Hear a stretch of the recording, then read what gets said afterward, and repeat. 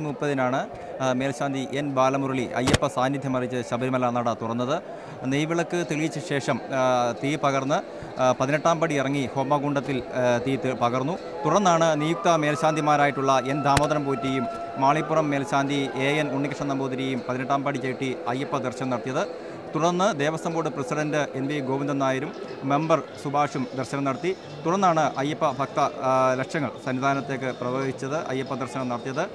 വൈകിട്ട് അല്പസമയത്തിൽ തന്നെ ദീപാരാധനയ്ക്ക് ശേഷം നിയുക്ത മേൽശാന്തിമാരുടെ സ്ഥാനാരോഹണ ചടങ്ങുകൾ നടക്കും. സോപാനത്ത് വെച്ച് എൻ ദാമോദരൻ പോറ്റിയുടെ സ്ഥാനാരോഹണ ചടങ്ങുകൾ നടക്കുക. തന്ത്രി കണ്ഠര് രാജീവരുടെ കാർമ്മികത്വത്തിൽ ഒറ്റക്കലശം ആറാടിച്ച് നിയുക്ത മേൽശാന്തിയെ പീഠത്തിലിരുത്തി കലശാഭിഷേകം നടത്തും. അതിനുശേഷമായിരിക്കും മാളികപ്പുറത്ത് മേൽശാന്തി എൻ ഉണ്ണികൃഷ്ണൻ നമ്പൂതിരിയുടെ സ്ഥാനാരോഹണ ചടങ്ങുകൾ നടക്കുക.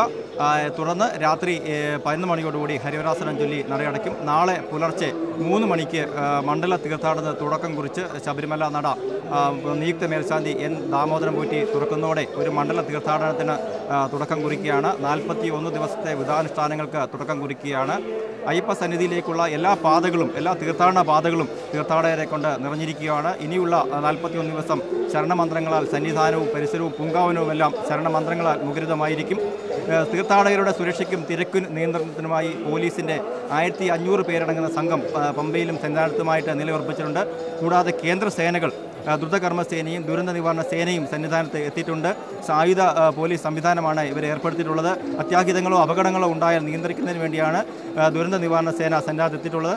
അതുപോലെ തന്നെ ബോംബ് സ്ക്വാഡ്, കേന്ദ്ര സംസ്ഥാന രഹസ്യാന്വേഷണ വിഭാഗങ്ങൾ തുടങ്ങിയവരുടെ സേവനവും സന്നിധാനത്ത് ലഭ്യമാക്കിയിട്ടുണ്ട്. ഏകദേശം 20 ലക്ഷത്തിലധികം അരവണ ആണ് സന്നിധാനത്ത് തീർത്ഥാടകർക്ക് വേണ്ടി കരുതൽ ശേഖരമായി വെച്ചിട്ടുള്ളത്. 10 ലക്ഷത്തിലധികം അപ്പം 10 ലക്ഷത്തിലധികം പാക്കറ്റ് അപ്പവും കരുതൽ ശേഖരമായി വെച്ചിട്ടുണ്ട്. തീർത്ഥാടകർക്ക് വേണ്ടിയുള്ള ക്രമീകരണങ്ങളെല്ലാം പൂർത്തിയായിക്കൊണ്ടിരിക്കുകയാണെങ്കിൽ പോലും ഇന്ന് പകൽ സമയത്തിൽ 8 മണിക്കൂറിലധികം സന്നിധാനത്ത് വൈദ്യുതി ലഭിക്കാതിരുന്നത് തീർത്ഥാടകർക്കും അതുപോലെ തന്നെ മറ്റു ഉള്ള സംവിധാനങ്ങൾക്കും പാളിച്ചകളുണ്ടായി എന്ന് തന്നെ വിലയിരുത്തിയിരിക്കുന്നു. അതുപോലെ തീർത്ഥാടന പാതകളിൽ തീർത്ഥാടകർക്കുള്ള സംവിധാനങ്ങളും ഒരുക്കിക്കൊണ്ടിരിക്കുന്നതേ ഉള്ളൂ. നിലയ്ക്കൽ പാർക്കിംഗ് ഗ്രൗണ്ടിൽ പാർക്കിംഗ് സംവിധാനങ്ങൾ ഒരുക്കുന്നതേ ഉള്ളൂ. വാട്ടർ കിയോസ്കുകളിൽ വാട്ടർ കണക്ഷനുകൾ ആയിട്ടില്ല. അതുപോലെ തന്നെ പാർക്കിംഗ് ഗ്രൗണ്ടുകളിൽ നിലയ്ക്കൽ അതുപോലെ തന്നെ ഹിൽ ടോപ്പ് ഉൾപ്പെടെയുള്ള പാർക്കിംഗ് ഗ്രൗണ്ടുകളിലും തീർത്ഥാടകർക്ക് ആവശ്യമായ കുടിവെള്ള സൗകര്യവും ലഭ്യമാകിയിട്ടില്ല എന്നാണ് അറിയുവാൻ കഴിയുന്നത്. ഇനിയുള്ള 41 ദിവസത്തെ വ്രതാനുഷ്ഠാനങ്ങളോടെ തീർത്ഥാടകർ എത്തുന്നതിനൊപ്പം 26-ാം തീയതിയാണ് മണ്ഡലപൂജ നടക്കുക. ഡിസംബർ 26-ാം തീയതി. അതിനുശേഷം ഡിസംബർ 30-ാം തീയതി വരെ നട അടച്ചിടും. 30-ാം തീയതി മകരവിളക്ക് ഉത്സവത്തിനായിട്ടാണ് നട തുറക്കുക.